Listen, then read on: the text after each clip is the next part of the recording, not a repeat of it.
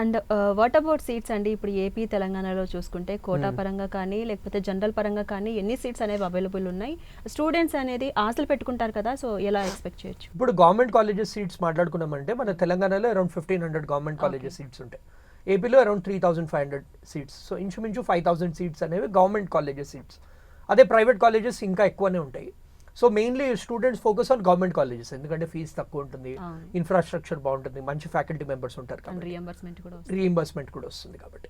So that is why ఈ government కాలేజెస్లో వాళ్ళకి 1500 సీట్స్ ఉన్నాయి and 200-300 seats here and there పెరిగే అవకాశాలు కూడా కనిపిస్తున్నాయి, which is a good number of seats. ఇది ఎంబీబీఎస్కి. బీడీఎస్కి కూడా అరౌండ్ 300-400 సీట్స్ అనేవి ఉన్నాయి తెలంగాణలో. ఆంధ్రాలో 1200-1500 సీట్స్ అనేవి ఉన్నాయి. సో ఈ ఎంబీబీఎస్, బీడీఎస్ చేయాలనుకున్న వాళ్ళు గవర్నమెంట్ కాలేజెస్లో ఇవి సీట్స్ అనేవి ఉన్నాయి. అఫ్ కోర్స్ ప్రైవేట్ కాలేజెస్ కూడా ఉన్నాయి. సో ఇప్పుడు ప్రైవేట్ కాలేజెస్ కట్ ఆఫ్స్ గురించి మాట్లాడుకున్నామంటే గవర్నమెంట్ కాలేజెస్కి మనకి అరౌండ్ 580-600 అంటే ప్రైవేట్ కాలేజెస్ 500+కి కూడా మంచి ప్రైవేట్ కాలేజెస్ లైక్ మన కామినేని కానీ, మన మెడిసిటీ కానీ, ఇలాంటి మంచి మంచి హాస్పిటల్స్లో, మంచి మంచి కాలేజెస్లో కూడా సీట్స్ వచ్చే అవకాశాలు ఉన్నాయి.